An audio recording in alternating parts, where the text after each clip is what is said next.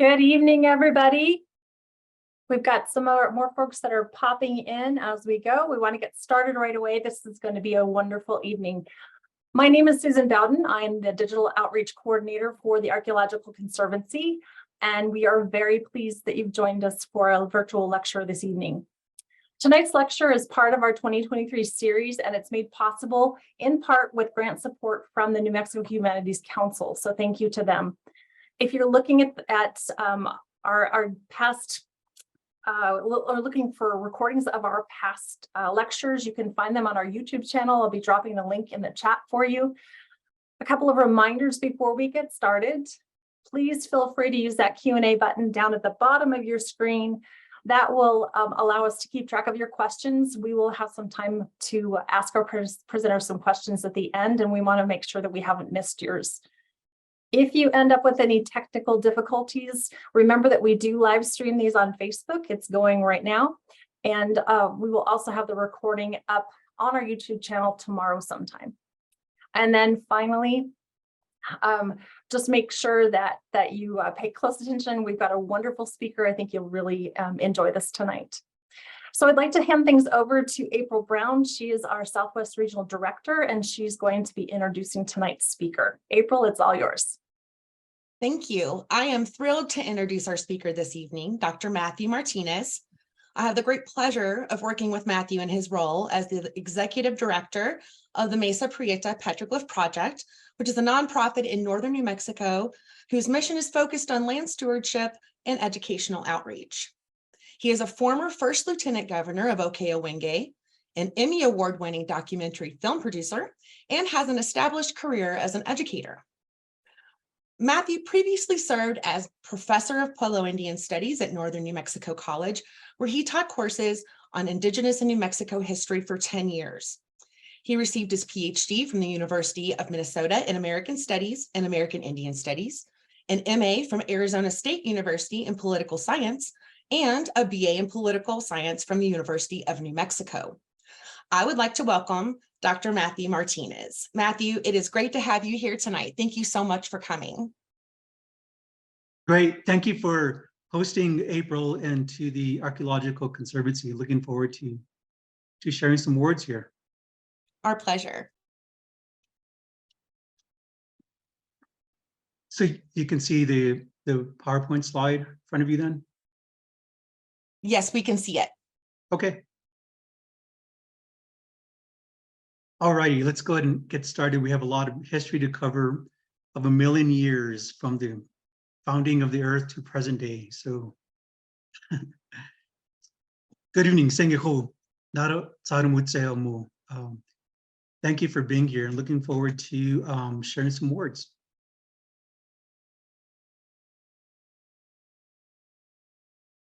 I want to start off with a quote from Herman Agoyo, who was a former governor of Owkay and former council chairman of the All Indian Pueblo Council. To us, these petroglyphs are not the remnants of some long lost civilization that has been dead for many years. They are part of our living culture. What is stored in the petroglyphs is not written in any book or to be found in any library. We need to return to them to remind us of who we are and where we come from, and to teach our sons and daughters of it.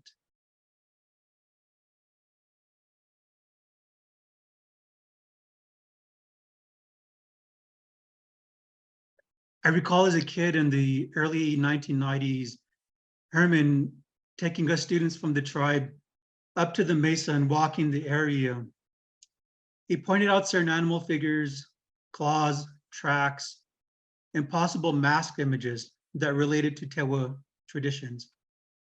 As a leader of our summer clan, he led the deer dancers from the hills on the east to the village center every February. He would often say, "Our lines are getting longer and younger every year." He was passionate about sharing personal stories of his childhood and connecting them to our Pueblo's experiences. He often conveyed mixed emotions about formal education while growing up. This is one quote that he said, As a child, I was very fortunate to have a grandpa who during the winter months shared with me many fireside stories. I was being taught Indian history, but because Indian history was not written down and presented in school, I grew up thinking that we did not have a history. This is a quote that resonates and really serves as a reminder of why we do what we do as a project. Herman is pictured here on the left side, leading the deer dancers. In this role, he is known as the hunt chief.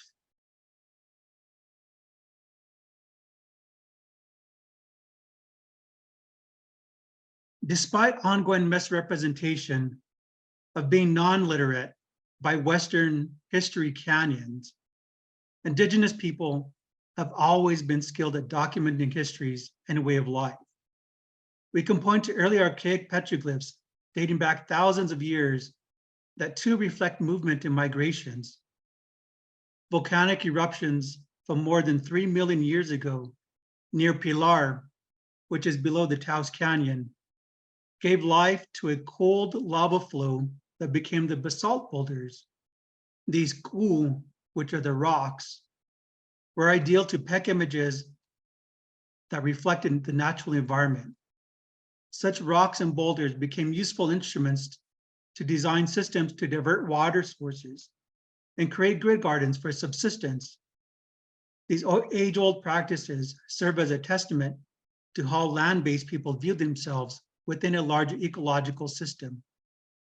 The literature on Southwest history continuously refers to the harsh drought environments that Native peoples lived in and often dismisses the vibrant and diverse ecosystems along the Rio Grande system.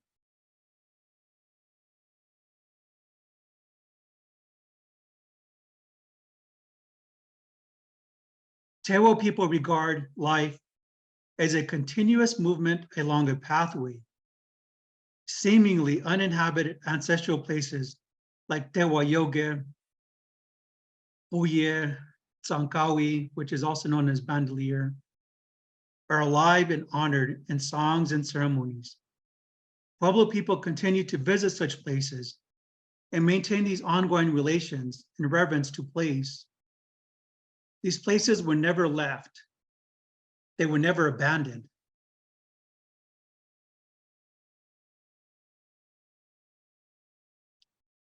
We know from the recent white sands footprints, and some of you might be familiar with the ongoing research, it's estimated that what was recently found in these fossilized prints date back to at least 23,000 years ago.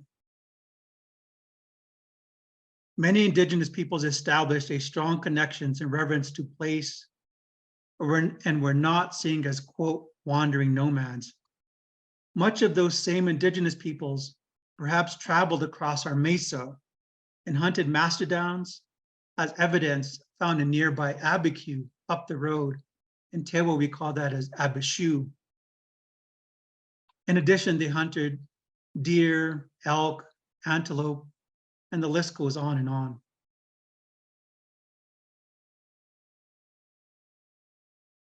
Nambi Toa, the Pueblos have always had a relationship with other Indigenous peoples across the Americas. This is evident in our language and our borrowed words, in our food and in our dress. Beyond the Southwest, we traded coral and shells, which continue to be used in dance, as well as other items like macaw feathers. The Southwest was a vast trading hub for Mesoamericans and Puebloans, mainly between the 11th and 14th centuries. Mesoamerican people traded beans for gems unique to the Southwest, such as turquoise. And turquoise is found as far away as Chichen Itza in a region where it is known that no turquoise mines existed. Pueblos traded for such items as coral, macaw feathers, and chocolate, to name a few of the items. On the bottom left, you see some cylinder jars that Patty Crown has researched regarding some of the chocolate vessels found in Pueblo Bonito, Chaco Canyon area. From a spiritual and cultural perspective, as well as a way of survival, Pueblos have always practiced a life free of geographic boundaries, but still remain situated within a localized homeland. What can oral traditions and textual landscapes add to our understanding of being human and our larger connections to place?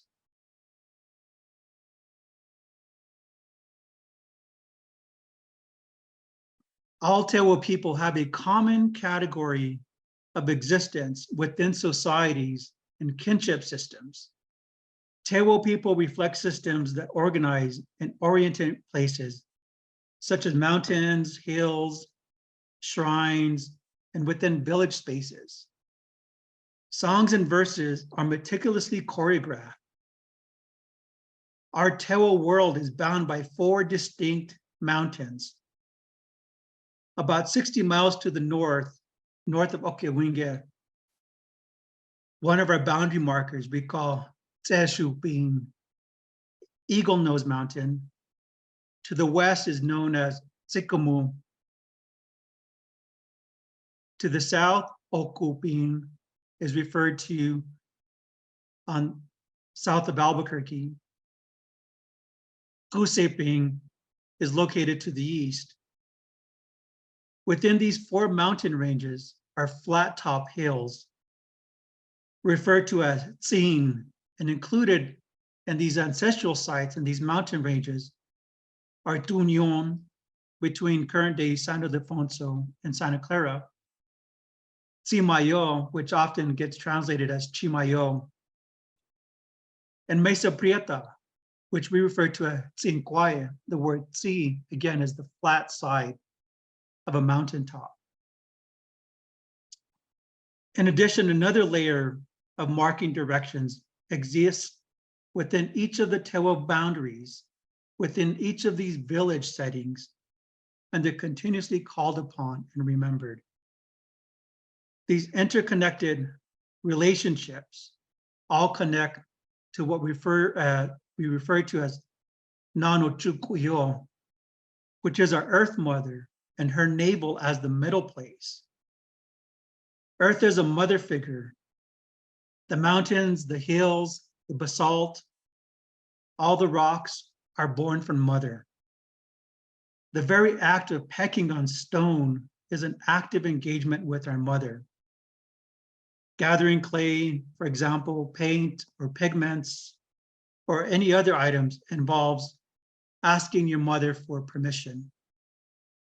From a Tewa perspective, sky and everything above, such as rain, clouds, sun, and even moon, are referenced as father. So this image here of Tsechupin, it's the perfect beak curvature of an eagle. Hope everybody's able to see that. And what I mentioned as Ohkay, looking south, is a resting turtle, and you see the back and the head. So our languages are very descriptive in how we think of place names and boundary markers. Some of you have seen this famous picture, which is referenced as Tuñón, which is, again, between present-day Ohkay and Owingeh.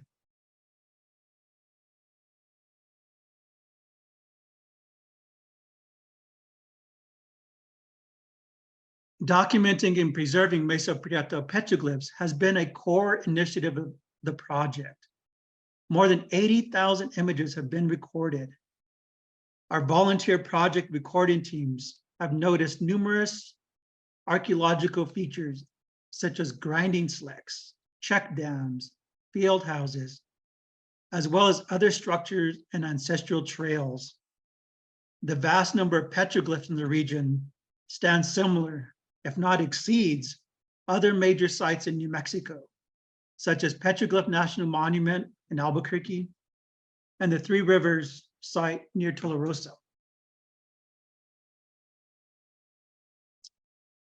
Here's one of my favorite examples of a grinding slick. And you can see up on the top, the smoothness and the work that has been done to really smooth out and carve this pattern to grind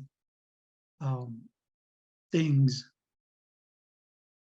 And in the front and the side, there's really these kind of added steps that people can sit down, maybe put their blanket on, and just had a very communal share of grinding.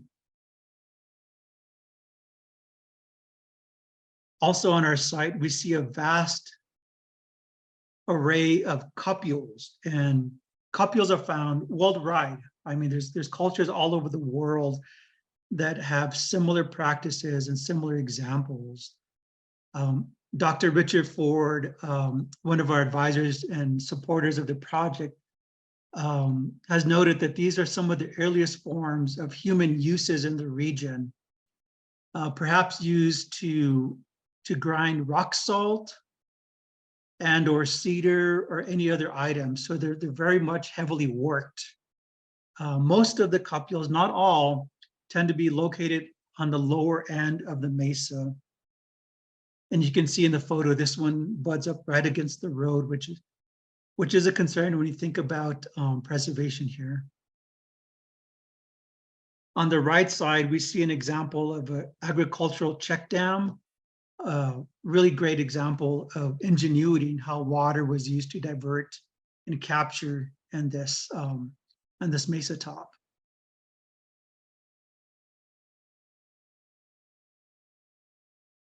This next slide, you can possibly determine a number of interpretations of what is pecked on this piece of basalt. Maybe a coyote or a doe or something to that effect, possibly. But I'm sharing this so you all can see, upon closer inspection, the top of the rock is worn and used. This particular boulder is situated up high and hangs over other rocks. Thanks to the recording team who I joined a couple of weeks ago, we know that this is a ringing rock. Each of the groove on top has a unique sound, which is really quite beautiful to see this played out in the valley. And, I often hesitate to point things like this out because I don't want people out pounding petroglyphs and seeing if they echo, if there's certain sounds or things that come out. So I share this respectfully, knowing that people do the right thing. But we know that this is just one of the many examples of ringing rocks on site. In 2007, what is known as the Wells property was donated by Catherine Wells to the Archaeological Conservancy. The preserve is on the National Register of Historic Places and the State Register of Cultural Properties. Catherine's story and steadfast passion for preservation is documented in her book, Life on the Rocks. As New Mexico history reflects, petroglyphs and other features cross a number of jurisdictions among private lands, the Bureau of Land Management, and tribal lands. The project works with neighbors to have access for recording, and they are often given copies of what the project records. Our mission at Mesa Prieta remains focused on educating about this place, which we hope in turn leads to better stewards.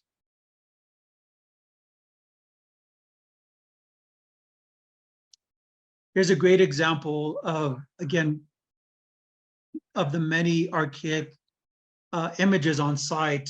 They tend to be very heavily repatinated, which makes them difficult to see. And it's common to see a lot of pattern images, which include lines, asterisks, geometrical symbols, stylized human and animal tracks. And we estimate that these probably date back at least 5,000 plus years in age. And so these are really special to see up close, just knowing the larger history that they come from.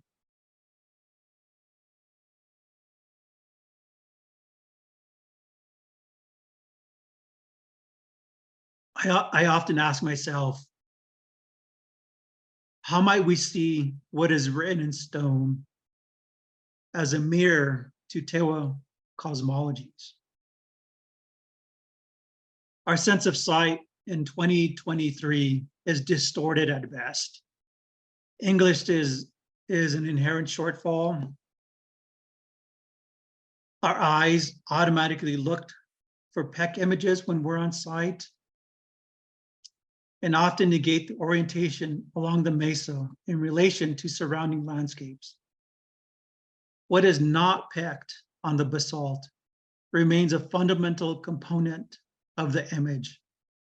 And I like to talk about this in my own work and when I'm taking tours, and I really ask people to think about, think of a photo that you took with your family. Everybody gathers around and stands together and takes a photo. But what's not in the photo is part of the picture. Where was the photo taken? What dwelling, what site and structure are you sitting in? What are the sounds? What are the smells? Where are the animals? Where are the pets that aren't always in the photos? And they tend to be part of the story. So much in that same vein, I think we can treat, our approach to petroglyphs, that it's not only what is pecked on basalt, but so many things that are not pecked are really critical and essential to these stories. Often these petroglyphs are flat panels,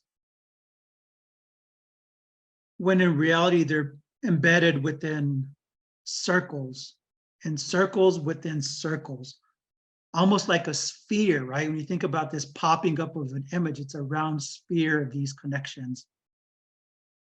I find that the sunlight, the time of day, and the season often reveal images that may not be evident other times of the year. This particular image was striking, and to me personally, because I automatically thought about the work that scholar Alfonso Ortiz documented in thinking about the Tewa levels, the Tewa worlds of being divided into six, the three upper and the three lower, and that there's line marking the boundaries of what could be interpreted as these potential ways of organizing cultural and religious traditions. And on the right, there's an image of a potential being, maybe a feathered being, holding and pulling this larger life circle of circles within that together. So this one image can be unpacked on so many levels. And again, it's my own interpretation in relationship to what Ortiz has documented so thoroughly in his scholarship.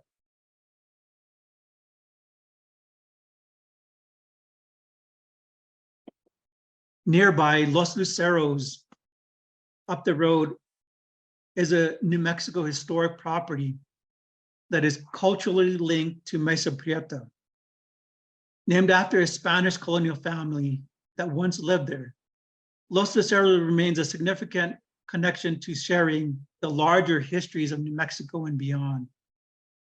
Right here, Tewa people built structures, they cultivated crops, and hunted along the Rio Grande corridor. It's all Tewa land.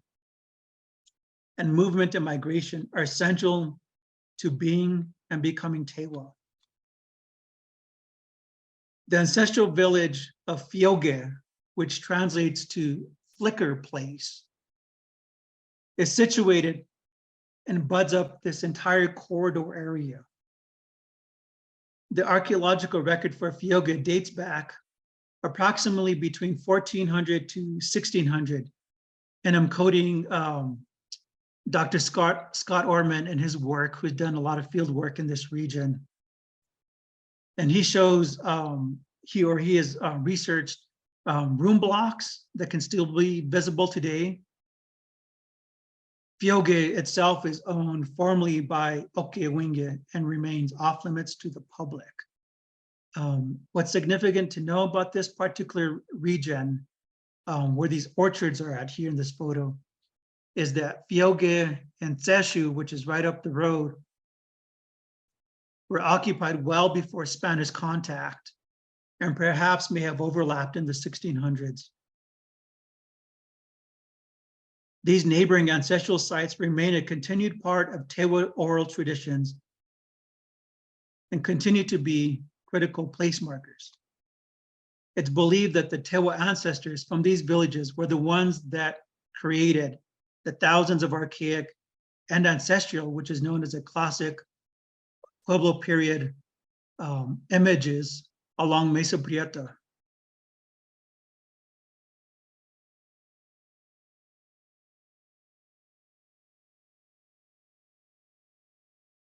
From a cultural perspective, homelands are vast and ever fluid, much like the birds and insects who intersect with many ecological systems according to seasons. So too do indigenous peoples and lifeways.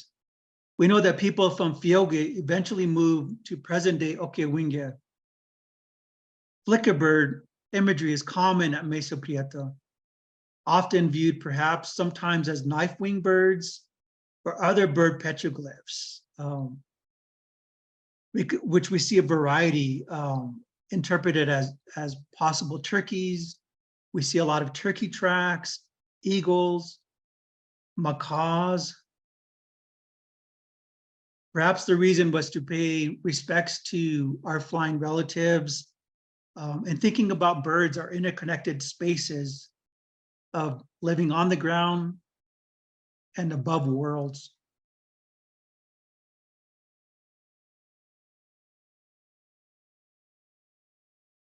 This photograph here is taken at the Center for New Mexico Archaeology, and it reminded me personally when I looked at it. We see what could be interpreted as butterflies within these bowls. And so we have a series of basalt boulders with these petroglyphs that could be interpreted again as winged birds, but in this case, butterflies. And so I thought it was a great example of the larger connection of possibly the larger context behind what is being pecked.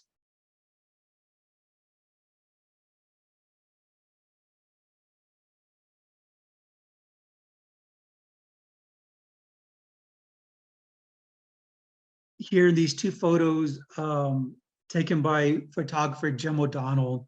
One is an amazing photo of a bald eagle, and there's several eagles' nests along the river area. And here I'm pointing to one of the images of what could be interpreted as a thunderbird, an eagle, or possibly a macaw. We know that this image is pecked along the ridge of the line of the basalt that is cracked, with the wings hovering and these great talons on the bottom. And what is pecked around as potential snow, raindrops possibly is part of this great image too. Which reminds me that, you know, we have a lot of Tewa names that reflect snowbird and rainbird, which names are given to children when they're born.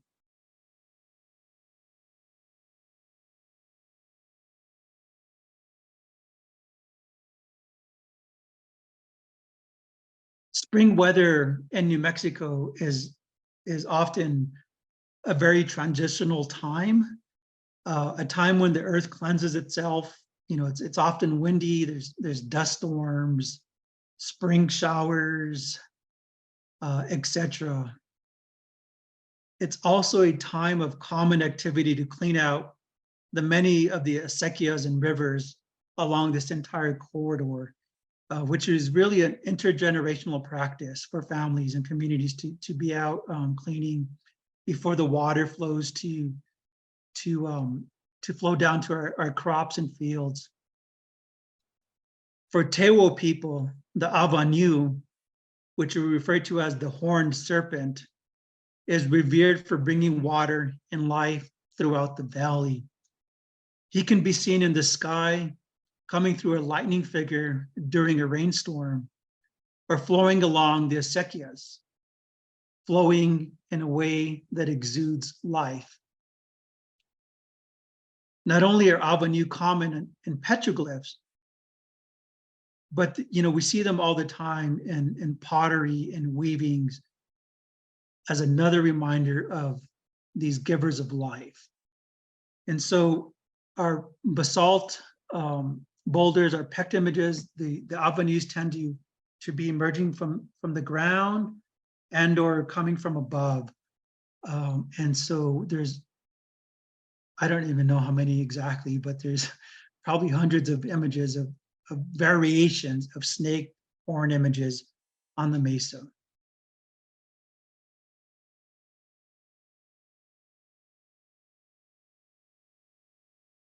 This is one of my favorite. Well, they're all, I'm going to say that about every petroglyph, that they're all my favorites. But this particular image stands about 12 feet. The entire Avanyu body is pecked. And this image sits high atop a large panel facing east. There are perhaps other added images around the larger Avanyu at the center of the boulder. We can identify a cross at the center, at the top of the head, maybe an X and or a star to the left. Also on the left, we can see a image of a horse and a horse rider, potentially, as well as below a circle. And to the right, a possible half body with a crescent image. So needless to say, there's a lot happening on this particular panel. When you see it up close, everybody that have taken there and have accompanied is just taken back how large this image is, and the landscape surrounding it is striking in many ways. And so I'm not going to go too much into interpretation in this image here, but needless to say, it does require ongoing discussion with tribes and communities to determine established protocol and methodologies for really unpacking these layered histories that are often overlapped in meetings. And this is one of the many panels that illustrates the complexities of history in the region as etched in stone.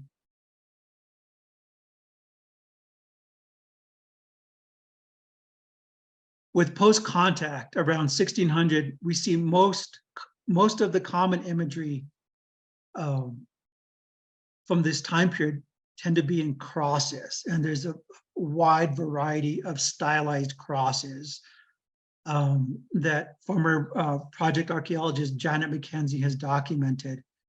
And we interpret these, and from families and from the history who left them, as possibly protection for their animals who were sheep herders on the mesa. They wanted, good health and well-being for their livestock. You don't see too many crosses on top of existing Tewa petroglyphs. They tend to be alongside and along the bottom of the other images too. So were they left by Spanish families, or were they documented, etched in by Tewa themselves, who saw what was around them, or detribalized Henisaros could have also documented them. So there's a lot of these histories again that continue these larger questions of what and who left these images for us. There's also some really great examples of crafted lions with these crowns on their head, these elaborate curvature of tails. These images we determine may imitate some Spanish heraldic depictions based on those particular traditions on site, on family history, family arms, etc. Along this same region, right up the road, we come across the beautiful village of Estaca. And this too figures prominently into the history of Mesa Prieta. Most New Mexicans and northern New Mexicans are unaware of this village, and perhaps many Estaqueños prefer it this way, really just quiet agricultural homeland. It's defined by its visual marker of La Capillita, which is the San Francisco Chapel, and which is the patron saint of this particular village. In Tewa, this historically has been referred to as Namponu, which generally can be translated as down the holes of the earth, roughly. So we know based on some of the field work that Scott Ortman has done and students, that this particular region and village area dates back from the 1300s into the 1600s. And it's suggested that the use of this site was seasonal farming by Tewa residents, mainly from Owkay. According to Peggy Cohn, she stated, quote, "Two large arroyos drain from the east and west sides of the Rio Grande to converge at the river near Estaca, where they deposit silt and force the river into a shallow braided configuration, making an ideal site for a river crossing. Estaca site sits atop of a raised area crossing the Rio Grande, giving it strategic importance for both trade and defense. Military maps from the 1840s through the 1860s show Estaca and note its geographical location near the ford of the Rio Grande and trails leading across Black Mesa and into Ojo Caliente," end quote. So directly in back of Estaca area and that region that I was just mentioning, I took these photos from on top of Owingeh. And some of you might know this place as Ojo Caliente. There's an old ancestral Tewa site up above. And you can see in the background, the large flat top of Mesa, of the Mesa Prieta region, which is, again, that entire corridor.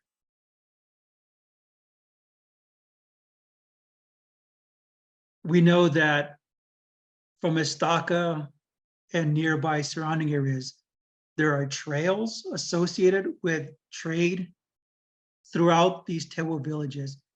And that's really one project that we want to look at Mesa Prieta, particularly on the lead of Dr. Chester Lewaltz, who's our project archaeologist, is invested in really diving deeper into what these larger connections and trails are looking like. And I'm familiar with some of the work being done in Chaco Canyon and other areas. But we have these trail systems, quite extensive trail systems here in our backyard.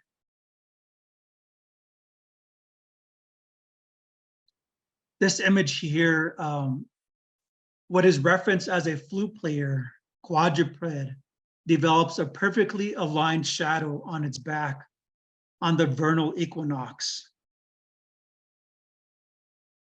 This is the boulder on top is the one that reflects the shadow below. It's not the best picture, but it gives you an idea of how this shadow moves across during high noon on the vernal equinox, aligned to this flute player, which is our project logo.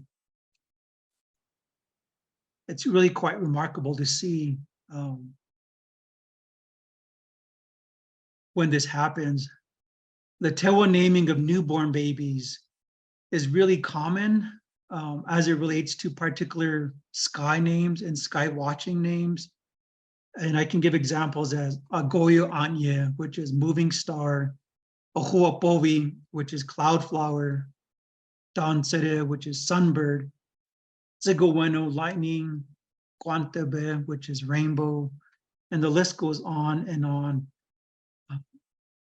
It's no surprise that we think about Tewa names and Tewa cosmology as being both in reference to sky and sky beings and celestial bodies, and that this is reflected at the petroglyphs.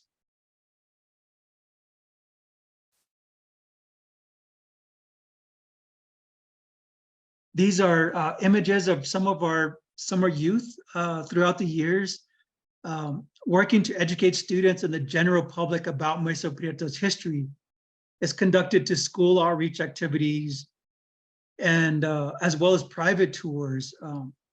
As you can see, because of the sensitive nature of the preserve, the area remains strictly off limits unless you go through a guided private tour. We do work with schools and communities to schedule those.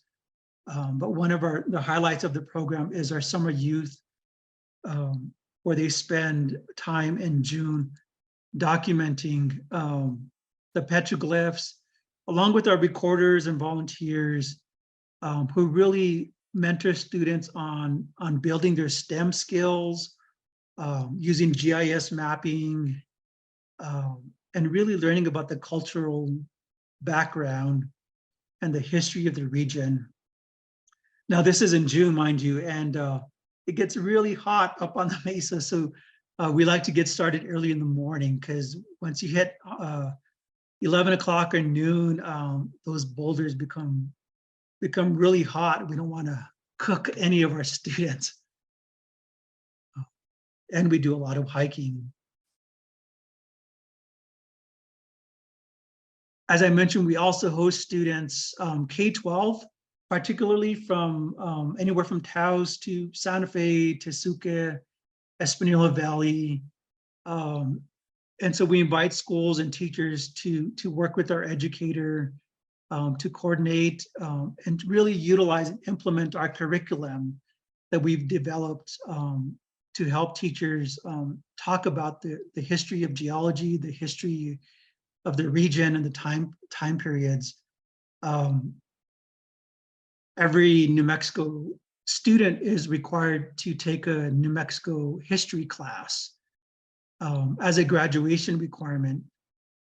It would be great to include our own particular history, landscapes and land formations and geology as part of that core requirement.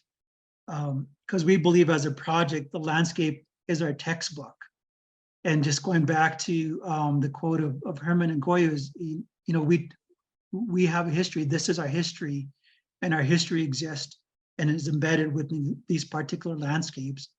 And so we strongly encourage students and communities to think about the use and utilizing the larger textbook that surrounds us.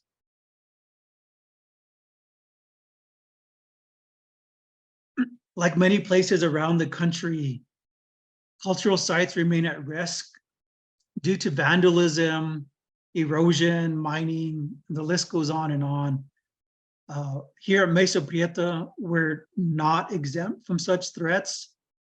And we do have examples of vandalism and threats. Not as much graffiti, but in this panel, there you can see a couple, actually three bullet holes right in the center. Probably used as target practice from the road.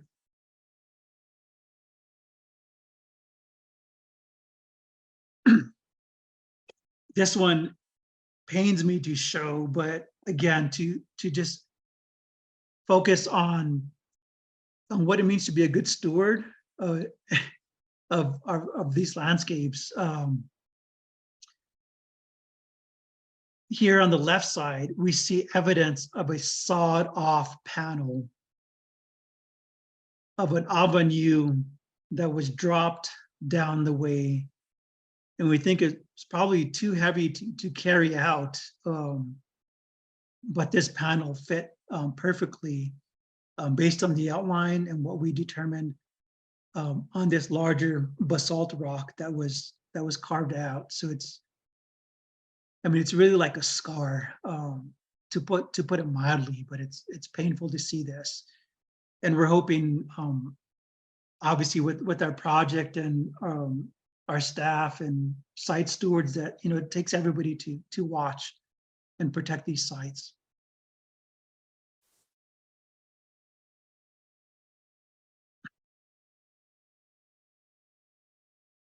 I often tell my son to imagine a large basketball net that covers the entire state of New Mexico.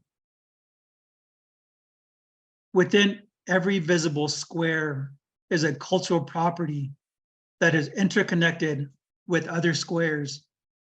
And the spaces in between the net are equally as significant. The history and the archaeological record of Mesa Prieta does not stand in isolation, but is intricately woven within a surrounding ecological system that for thousands of years has sustained people traveling through and establishing vibrant communities. The entire northern Rio Grande corridor remains a testament to a vast network of trade and exchange that continues to be very much alive. Our human community as the link between the ancestors and the unborn. We carry the responsibility to be good stewards to these sacred lands. I like showing this particular image because the panel with the circle appears like a bird with the wings out. And these are images of our eagle dancers at Owkay. And the one on the right is my son. And this was taken when he was like 6 or 7 years old, I think. But if you look closely, and this is pretty common among a lot of Tewa traditions and ceremonies, is that the bodies are painted in, I guess, what could be referred to as X's, as protection, as blessings. The wage, the dance kilt, and this is not a good picture, but around the legs is an image of an abanu. And then, of course, you see the winged regalia spreading out, again, as a way to pay respects to our bird relatives and our ancestors who are up above and who've traveled on. But I thought is a good way to kind of think about how petroglyphs are connected to modern day cultural traditions that age back generations. So with that, I think we're getting close to the end. I want to wrap up with a poem that our founder, Catherine Wells, drafted for the project. And I'll just read this aloud. Tsikwaye, Mesa Prieta, place of a billion giant stones, myriad images astound, stories long ago told, horned serpents, bold shields, men and animals playing flutes, women giving birth, deer and elk, raucous birds. Here, the sun marking the equinox, alive still with power on sacred earth for us to honor and preserve. So thank you, Catherine, for these words and sharing them with the project and all of us. And so I thought I would share these with you too.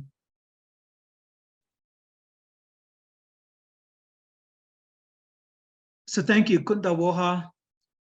We invite you to be part of our Mesa Prieta Petroglyph Project to continue learning and supporting our ongoing mission.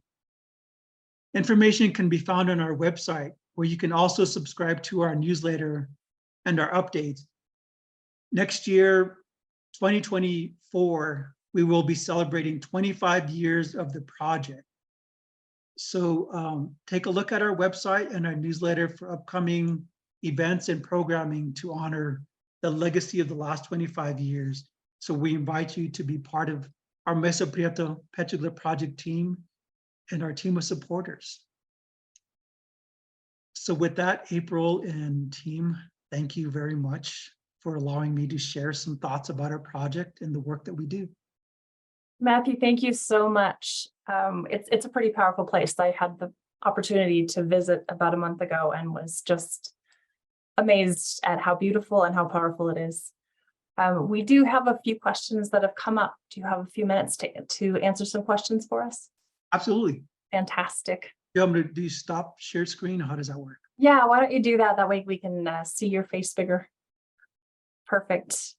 So you've got Maria actually asked 3 questions. You touched on a few of them, but just in case you want to add anything, she's curious about what's your main challenge in conservation with the project? What's the #1 thing that seems to keep coming up?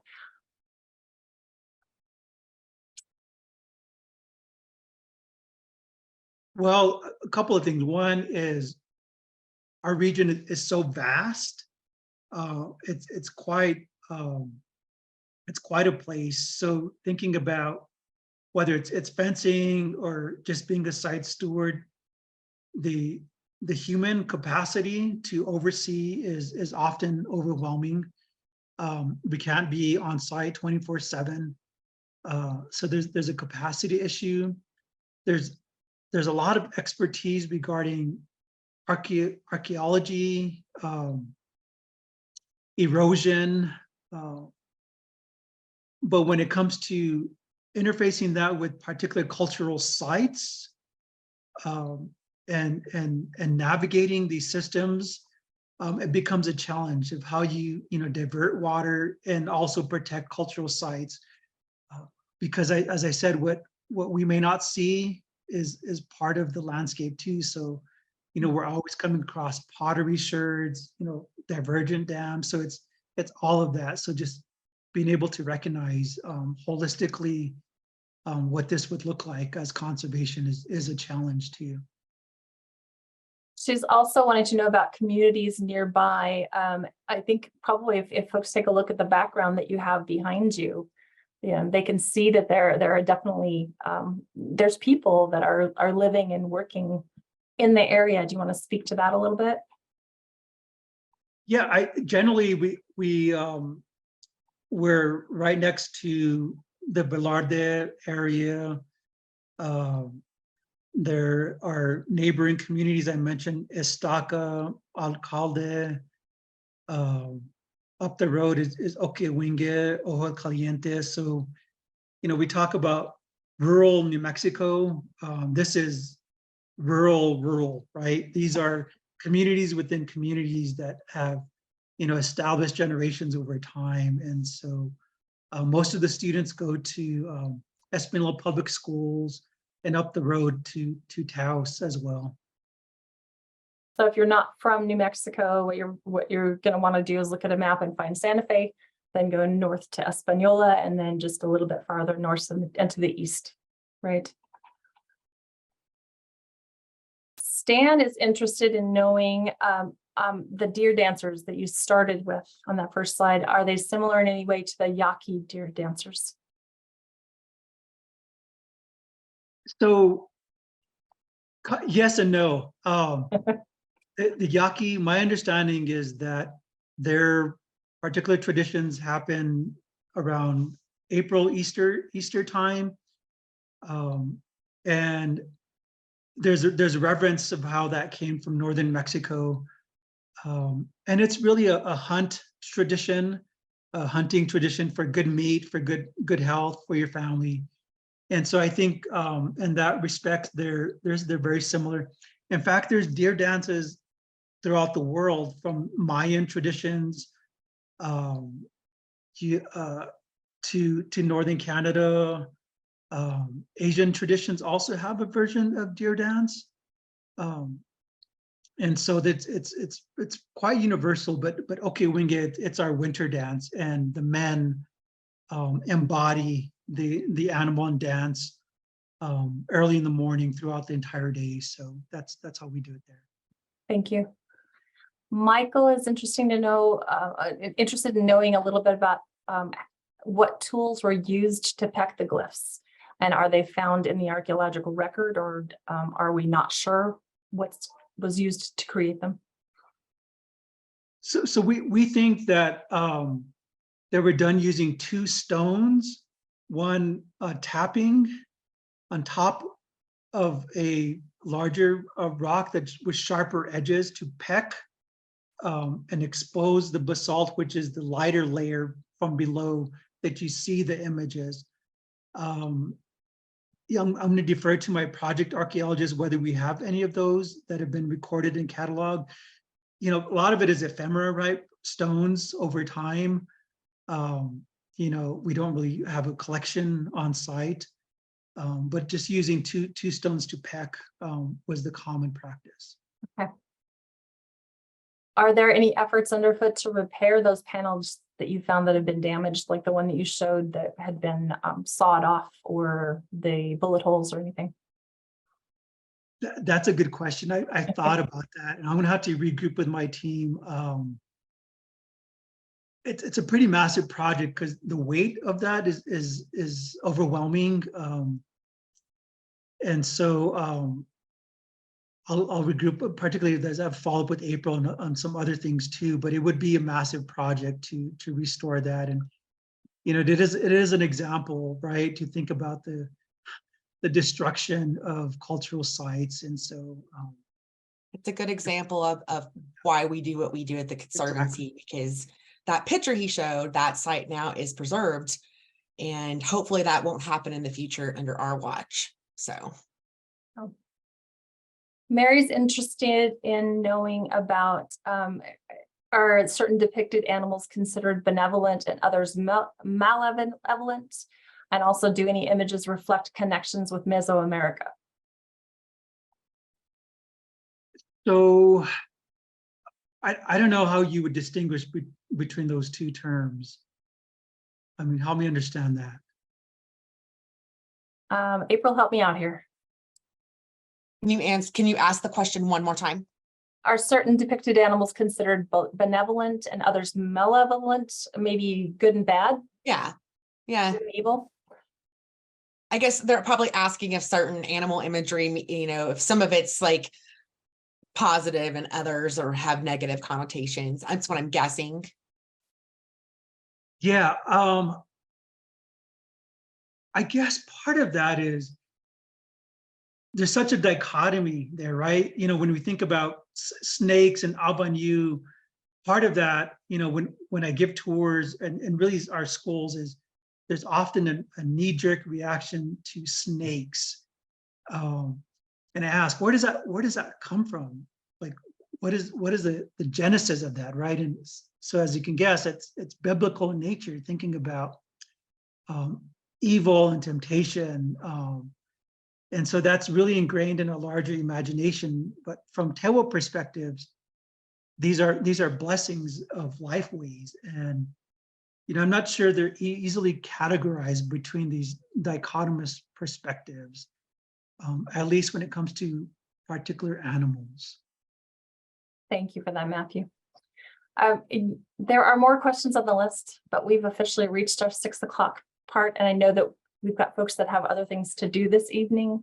I'm going to encourage all of you to reach out to Matthew. We will be posting all of the information on how to contact him or the Mesa Prieta Petroglyph Project.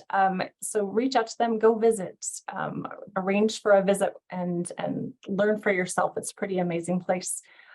We will post a recording of our session on YouTube sometime tomorrow, probably later in the afternoon.